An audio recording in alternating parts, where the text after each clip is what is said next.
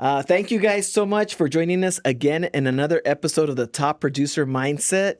I'm very excited today. We have a very special guest. She's a veteran in the industry, so it's a great opportunity for us to learn a lot of things. Suzanne Perez, thank you so much for being with us. And I got to meet you last year you reached out to me, and I also got to meet you in person at an event, and I got to learn about your history and your past, and I think it's a great story that we want to share for our audience. And our audience is folks that want to get into the loan business, want to become top producers, and that's why we put this together for them so that they can learn from top producers like myself and yourself. And so thank you again for being with us. Well, thank you for having me. I'm excited to be here. Yeah. So currently she's an account executive, but we're not going to get into that quite yet. So I know that you started in the industry back in 2004. In 2004, right? And usually I like to learn about your past. Like, did you grow up, in a rich household, or how was your growing up? Actually, I grew up in a ranch in California's Central Valley. I'm the oldest of 7 children. In Bakersfield or Fresno? I forgot. No, in a little town called Madera. Madera, okay. And oldest of 7, and we're first generation Mexican-American family. And my parents worked incredibly hard, and at a young age, so did we. I mean, we would wake up at 4 a.m. to go work in the fields and try to get ahead of the unbearable heat. But we would go and pick grapes. So they were immigrant parents, right? They were immigrants, yes. So you had like the whole farmland, Cesar Chavez experience, the whole... We did. Actually, I was born in Yuma, Arizona, and that's where Cesar Chavez had his headquarters there. So I got to be around all of that, yes. Awesome. So Arizona came to California at a young age? Yes, I came, I was probably 6 or 7. And then we moved over to Madera. Madera, okay. Yeah, and so I wanted to mention that just because it's such an important part of what instilled a hard work ethic in me and all of my family, and that was part of actually working in the fields. Actually, like picking stuff. We picked grapes. We worked on tomato processing machines. We spent time on cotton fields. And so that really gave me an appreciation for a hard work ethic, and also compassion and appreciation for the people that have to work labor-intensive, work every day. And so, but the thing that stands out for me is that, we never felt poor. We had our family, we had everything we needed. We had values, we had each other.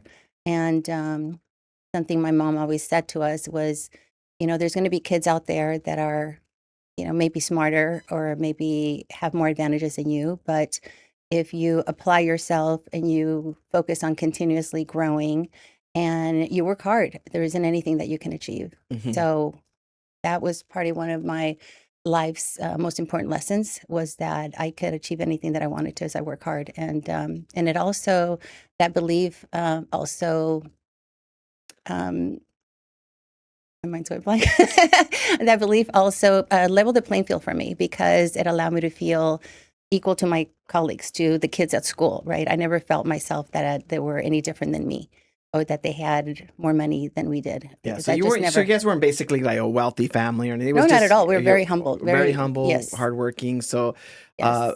And were you big in school? You a student, or just, Yes, absolutely. And knowing that these kids did have more, they were, their parents, the kids' parents owned a lot of the farms there, a lot of agricultural around Madera. So, having that belief system that I could, as long as I worked hard and dedicated myself, I saw them as, you may have privileges, but I can work harder than you. You don't know what hard labor is, because you've already been in the field. Yeah, and I can imagine. It's like they don't have no idea. Yeah. And so that instilled me to be an overachiever. So I definitely worked really hard, and I was a straight A student, and so that gave me a lot of confidence. Right. Awesome. All right. So good upbringing, good family values, and we do a lot of interviews with top producers, and a lot of them actually have humble beginnings, and some even have, situations where, they have to grow up kind of quick because they don't have both parents, or so it's it's a little different for you. You have both parents, you have the support, you're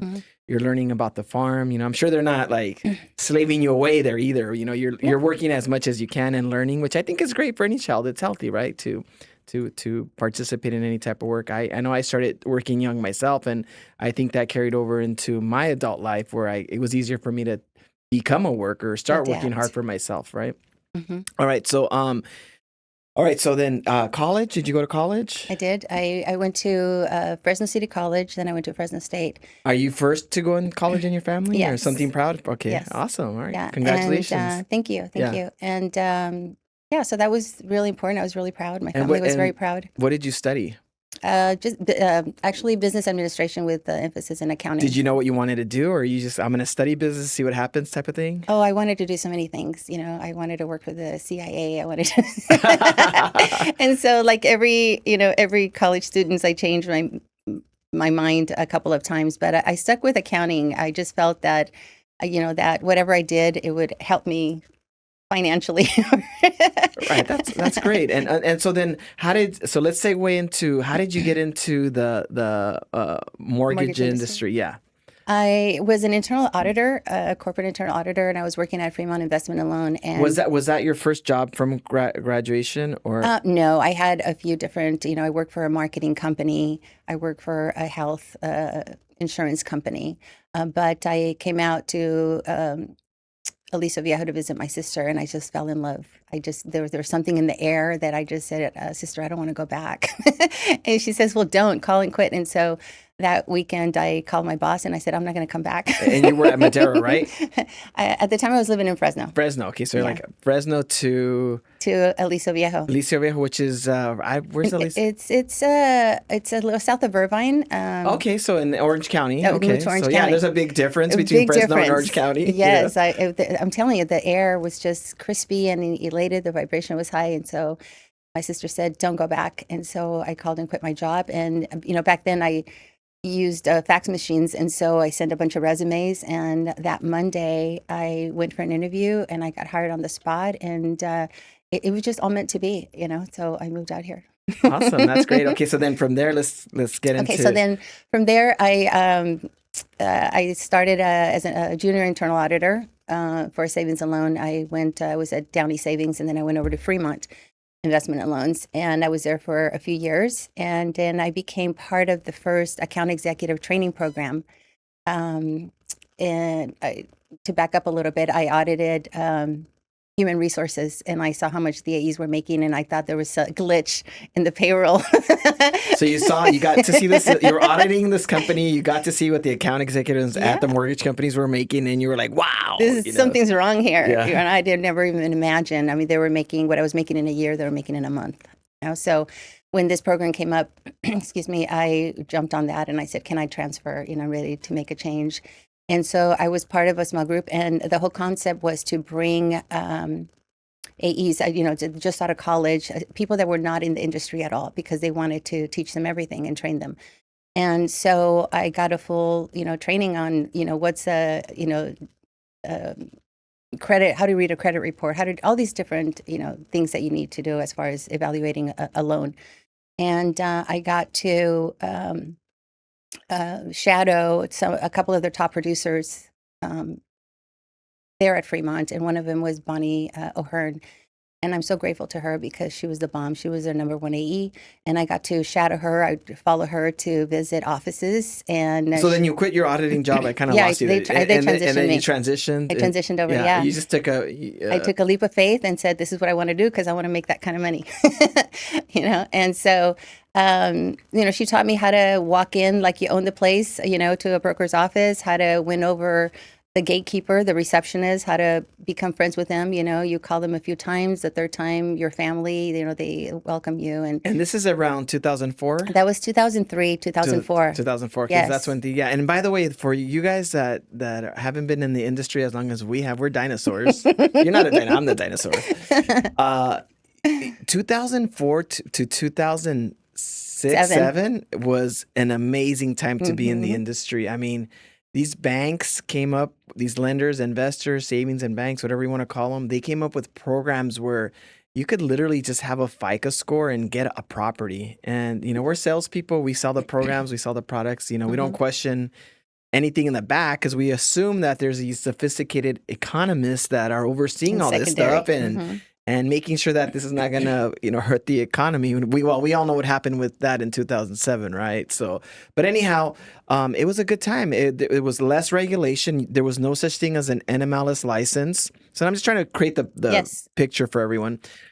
Banks are just there's so much money pouring in that lender guidelines are just loosening month after month to the point where you can get I think they even had 125% financing on property, so you can get 25% above the equity of the property. It was just If you had a insane. heartbeat, you can get a Yeah, lot. yeah.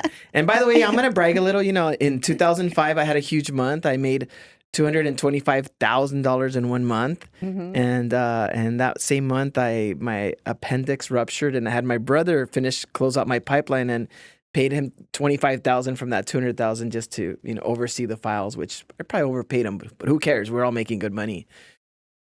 So you jump in at the perfect time. Yes, There's yes. no time better to come in. And I know you shared some of those things, and if you don't bring them up, I'm gonna bring them up. But Hmm. take us from Yeah. there. It makes me think of, what is the definition of success is when opportunity meets preparation, when preparation meets opportunity. And that was just the perfect eye of the storm there. Yeah. And so even though I had a hard work ethic, and I think anybody that really applied themselves could have achieved great success during that time, because the opportunity was there to do so.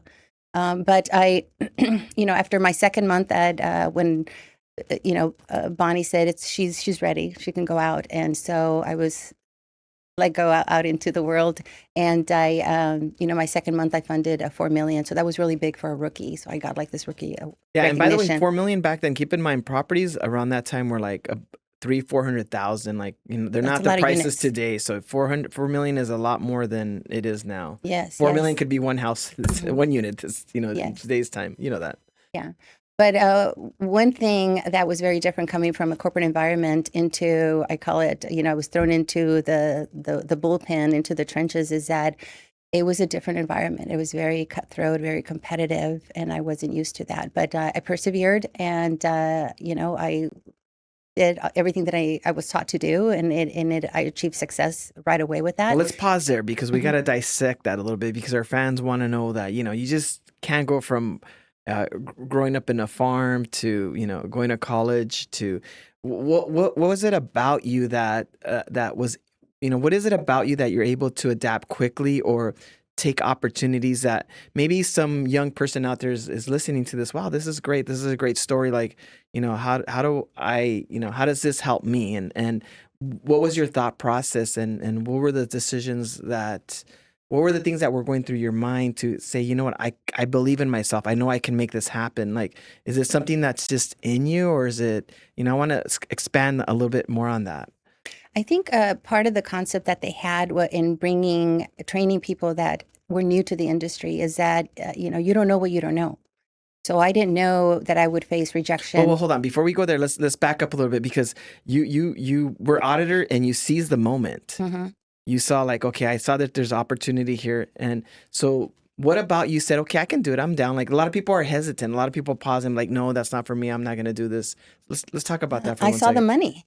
I D- saw the money. I don't care, what, if I have a hard work ethic and I know how hard it is to work in the fields and all these things, if these these men are achieving this level of success every month, earning a monthly income that takes me a year to earn, I'm all about it. I'm So going to you figure it visualize, you out. said, I'm going to figure it I'm out. going to figure it out. I'm going to do it. If they could do it, I could do it. Because again, it went back to that. I saw myself, they're my equal. And if it can be achieved, then I can achieve it as well. Oh, that's great. That's a good share. So Yeah. so there no obstacles. Like I can learn this. I can figure it out. Just like anything else. Because I think a lot of people struggle with that. Like they see Yeah. an opportunity, they freeze, and Yeah. they just don't seize it. And the other thing that happened for you was timing. Like the timing couldn't have been better. So it's Yes. like everything just Everything was just is aligned. perfect. But I'm glad that you had that built in you. And for those people that hesitate, what advice do you have for them? That everything, there's a level of risk in everything. but you have to go for it. I mean, I'd rather fail and have that experience of me trying and learning something along the way than not trying at all, because then you're always going to wonder why. And there's people have, there's this thing called fear of failure, where that fear can actually paralyze people to take action. And for me, that has worked quite the opposite. That has inspired me to achieve and to take action and to see what I can do, because I know what I'm made of. I knew how I grew up, and if it's been done, I can do it. Yeah, it reminds me of the movie Jerry Maguire, Show Me the Money. Who's going with me? Yeah, show me the money. So that's great. So you got motivated instantly, and you didn't hesitate. I like that, because I think a lot of us miss opportunities because we hesitate, and we don't realize that sometimes those opportunities may come once, twice, 3 times, and you're out of luck after. No, it doesn't come by that often. Yeah. And one thing I wanted to share also is that sometimes, you want to stay at a place because you're doing really well, and another opportunity knocks, and you wonder, should I just stay here because I'm doing pretty good? I had a friend that worked at Ameriquest at the time, and this was only like 4 months into me being at an AE, and I had funded $6 million by my 4th month. And so he reached out to me. He said, "Hey, Ameriquest is opening up a wholesale division. You would be the only AE outside," because they only had inside AEs. And it later became Argent. So I was the first outside AE that they hired. Oh, wow. So you moved quickly from where you were at already? Yes. And so that was sort of an opportunity landed. I could have just stayed there and gained success because you were with Bonnie, right? And yes. What company was that? Fremont Investment Alone. Again, how long were you there for? As an AE, I was only there 6 months. And then you moved quickly. Yes. So you're I seized the moment. I saw the opportunity. Change doesn't phase you. Change is your friend. Change is good. I'm a creature of habit. I like predictability. I like consistency. That gives me security.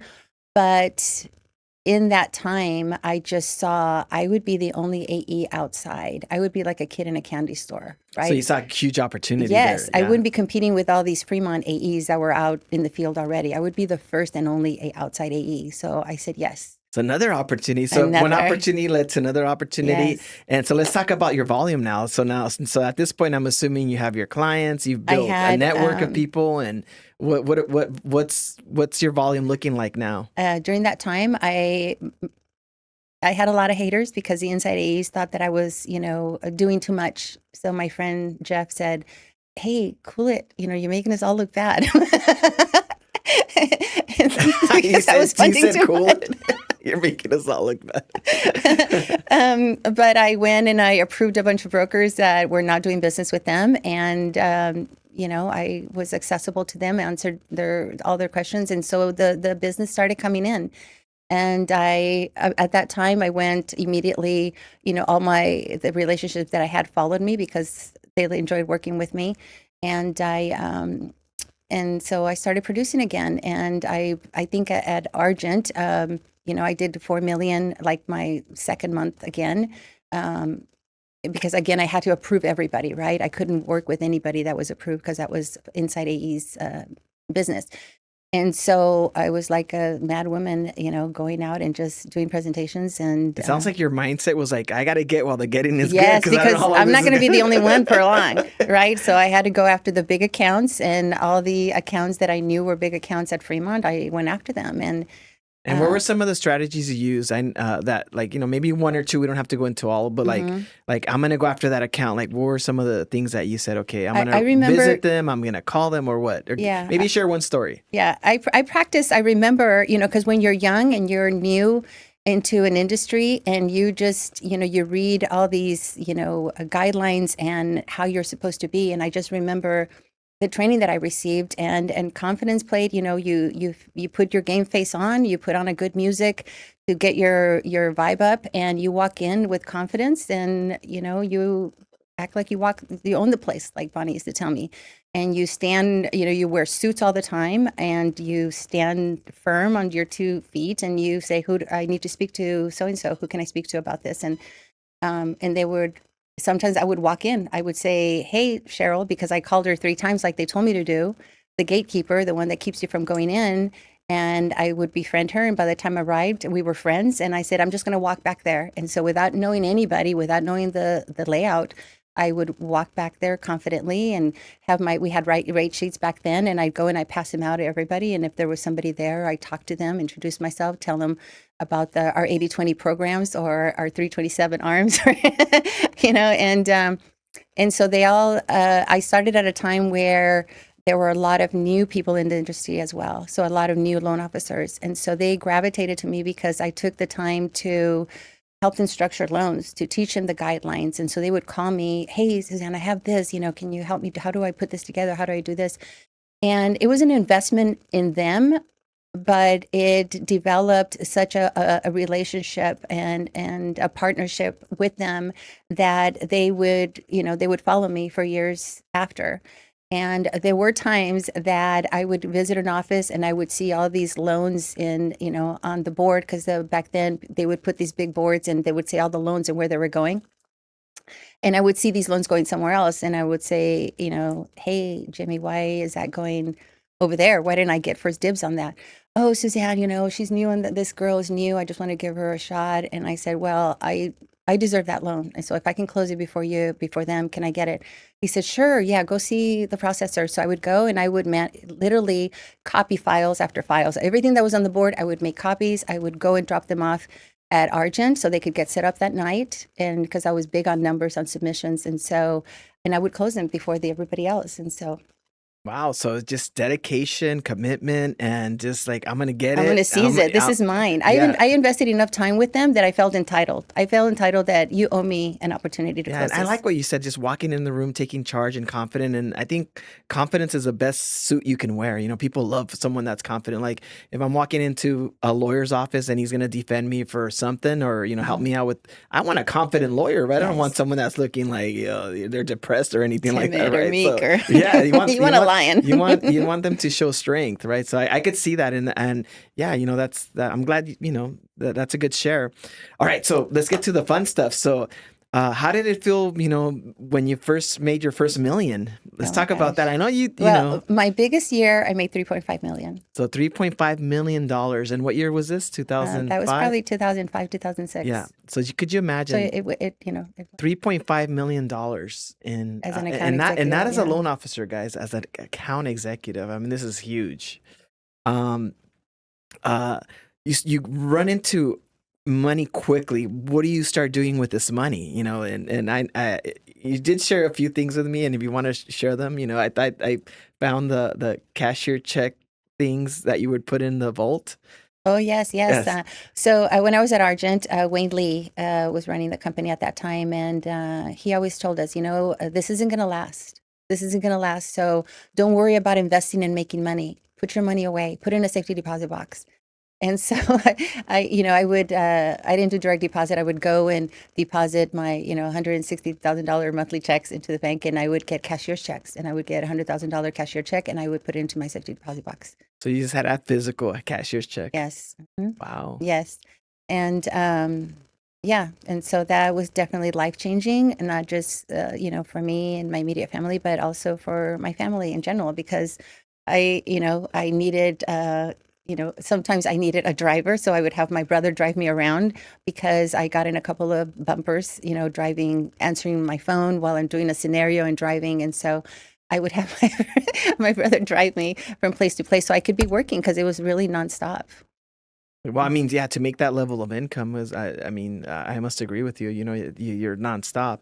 Mhm. And and can we talk a little bit about, did you feel like money changed you in a bit? I know I went through a period where like, I bought a motorcycle, boat, and, my ego did inflate and I thought I was bigger than I really was. And, we all young people, I can admit it, I can own it. I'm older now, I'm more humble. And I realize that that's just a phase that, that money put me through, because, I think when you come through fast money, it's a shock to the system, and now you can do all these things, and like, you feel elevated, you feel important. These are all things that I'm not saying they're good, but it's just naturally I experienced myself, and after a couple of years, market crashes totally humbled me and realized like, what, money is not everything. Did it change you in any good way, bad way? or what was your experience? You know, I always felt that money was a byproduct of my hard work. And so I'd never focus, I'm going to make this much money. It just happened because I was so focused on the numbers. I was so focused on being in the top, Yeah, I know, but my 1, question is 2%. more like, did it change how you were becoming? Like, were you a little more arrogant, maybe? I mean, and it's okay to own it. Yeah. Like a lot of us go through these things, these transformations. But Yeah. that's what I'm curious about. No, I don't believe that it changed me. It definitely gave me more confidence, and there was a lot of people that perhaps didn't like me, but I always thought, you know what, you're not going to like me, but you're going to respect my production. You're going to respect my volume because that equates to me working hard. But yeah, the money came, and certainly it gave us the ability to buy whatever without even looking at the price tag and spending ridiculous amount of money. Having a budget of just doing whatever we No wanted to budget, do. basically. There was no budget. We Yeah. could just do whatever, and we still had enough to put away. So by that, I meant I became desensitized to it because I didn't know the value of the money that I was making. It's funny. I used to always say that you lose the value of the dollar. Forget what a dollar's worth. Because you're making 80, 90,000 a month. What's I could spend $20 on something, or I could spend $200 on it. It didn't matter. Yeah. At that time. Yeah, I kind of went through that, so I know what you're talking about. Yeah. And so, when you ask, did it change me? I felt that I stayed grounded. I was never thinking of how much money I had. I just had it. And so my motivation always continued to stay on top, to be in that top 1% of producing that type of income.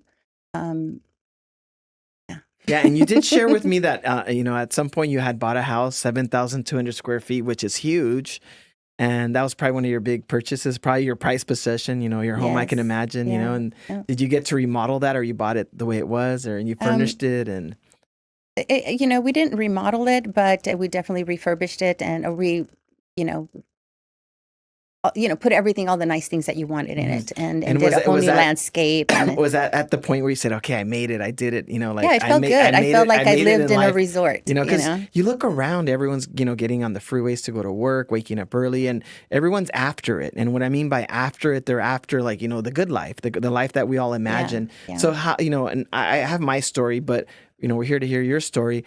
How did it feel to arrive? Like I did you have a moment to yourself and be like, wow, like I got to, I can look back as a child and now where I'm at as an adult, and I arrived at a place where 99% of the people are trying to get to and can't get to.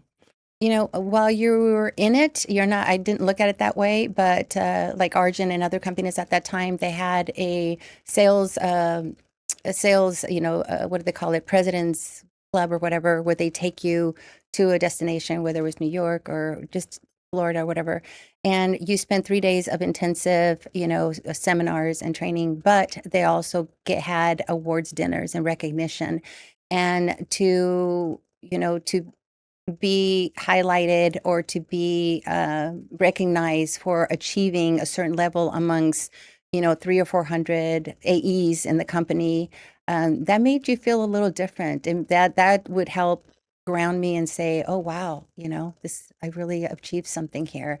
And it did. It made me think of the kids that I went to school with, that, if they could see me now, Yeah, your teachers and everyone, right? Like, hey, look what I did, right? I had that funny thing. I had the same thoughts too. Like, hey, look at me now, right? All right, awesome. Well, that's a great journey. I mean, to experience, all that. What advice do you have, for someone out there that wants to, we're gonna actually, continue a little bit more, but before we get to that, what advice would you have for someone that's looking to get into this industry, this wonderful, I think we're in a very wonderful industry, Equity Smart promotes, loan officer, virtual position. We are a virtual cloud-based platform that provides all the tool services for loan officers. And so that they can live that lifestyle, because for me, wealth is not just about money. It's about control of time and mobility now.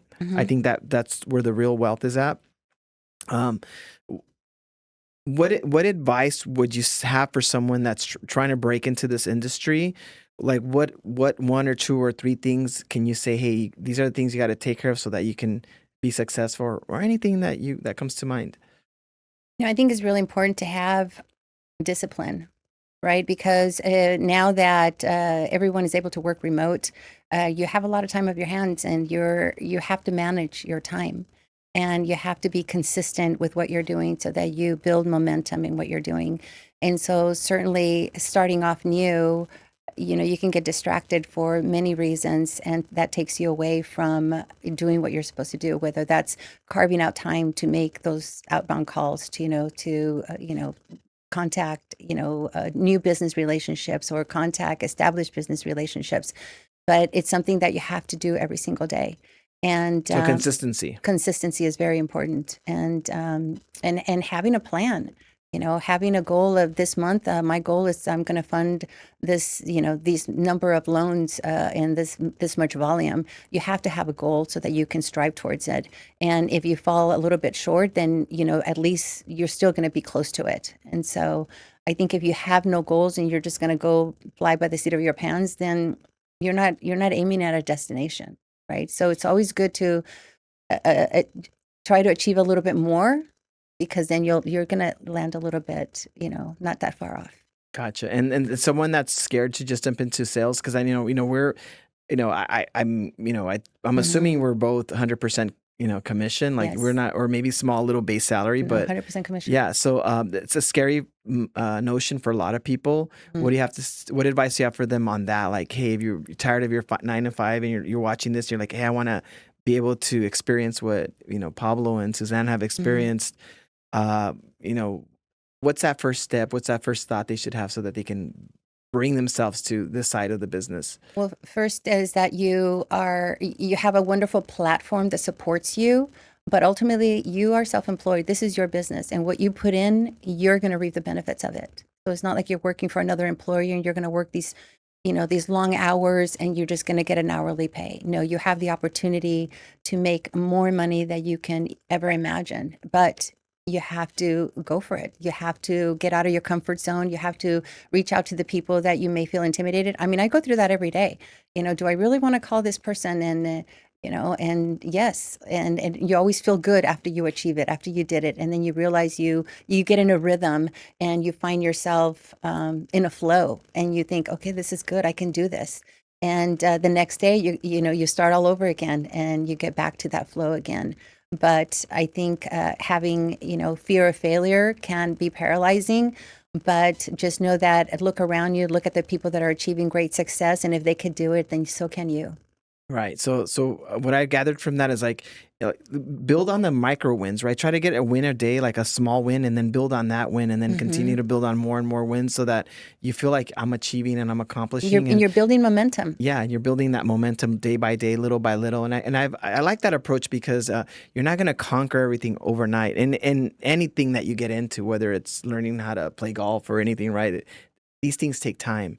And I Yeah. think if you give yourself, like, today I figured this part out, and then next day I figured that part out, and so on, then you're going to build that momentum, like you Yeah. said. Yeah. There's a lot of times when I make the right call at the right time and they happen to have a loan for me, right? And that's like the cherry on top, right? That when that happens.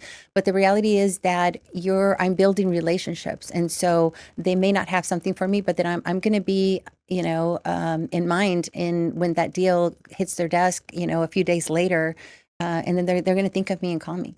And so that's what I'm building. And the more I do that, the more momentum I'm building, and the more calls that I'm getting, more scenarios, and more opportunities to close these loans for them. Awesome. Thank you. That's a great share, guys. You're going to learn here. All right. So, what is your take? You and I come from an era where, we're not going to give our ages away, of course, here, but when cell phones weren't even a thing, right? It was Blackberries. we had the Blackberries, but even before then, we had pagers. Mhm. Um, where do you think, how important do you think technology, and now we're seeing AI coming out? How do you think these tools? How important do you think these are, and should people be jumping on them and taking advantage of these tools?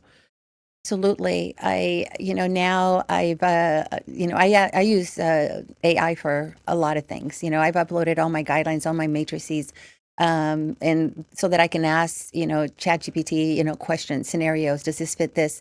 because, although every company has their own scenario desk, you have all the guidelines. There are certain uniqueness about a scenario that is not clear cut. And so you want to gauge, are there compensating factors in this and things like that. And so I think AI can really help you get a faster. Everything is response time now, right? If I don't get the response, somebody else is going to get it, and then they may get locked into that loan. So time is of the essence, and you have to be resourceful in using AI. So absolutely. Awesome. So get on top of the technology. All right. Well, I think we're coming to the end. Thank you so much, Suzanne. But normally before I end, I like to give you an opportunity to say any last words. And then we're going to go into my little Pandora box of very, very deep questions, very powerful questions. So, oh my gosh, I had like something to say and my mind is blank. was it regarding, advice for someone in the industry or? It did, Pablo, but I can't think about You it. can't think of, okay, so then we'll go on with the questions here. Hopefully they're, I've been telling my team to make them pretty scary, and I'm gonna just pick for you because I want to make sure we get a good one. I want to see you squirm a little. Oh. Wow, this is not too. Well, pick another one then. Pick another one. Okay. All right, let's see here. All right. I'm gonna probably have to rewrite these here for myself. Well, I'm gonna rephrase this question. Okay. What was the biggest obstacle that you faced in your life? Like the most terrible, or the most thing that you faced in your life, and very difficult to overcome, and you found the strength and everything to overcome that. Very good question. It takes me back to that fear of failure, right? Where failure is not an option. And having experience, having experienced failure, because everyone has, I have, and having to, whether that's because you changed careers and you had to rebuild your business, or navigating as a single mom after a divorce, just seeing that, failing is not an option. And so knowing that, that's sort of been the inspiration for me to just, get up and keep going. Yeah, and just out of curiosity, how do you define failure, by the way?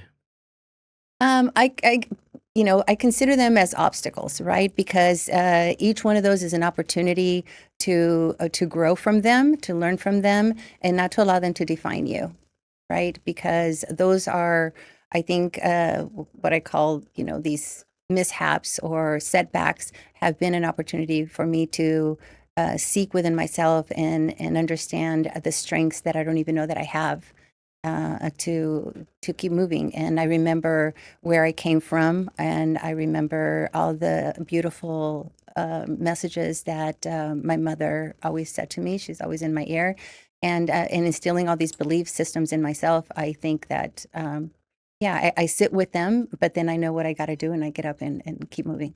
Awesome. So in Suzanne's world, there's no such thing as failures. There's only opportunities to learn. There's opportunities So to every learn. time something doesn't work out, it's an opportunity to learn, and Absolutely. that's a great way to see things. That, hey, what is this mistake or this thing? Like, what can I learn from this? They're all opportunities for us to grow. Yeah, awesome. Yes. All right, well, there you guys have it. Thank you so much, Suzanne, for being with me and sharing your story. And you know what? The common theme that I love about this is that we haven't really had anyone, Ethan, right, that has come from wealth and and said, I'm wealthy and I just became wealthier. Everyone that we spoke to seems to have struggled and gone through some kind of pain, some humble beginnings, and not experiencing wealth, and then just through hard work, effort, visualization, and believing in themselves and lifting themselves up and being able to just take charge of life. And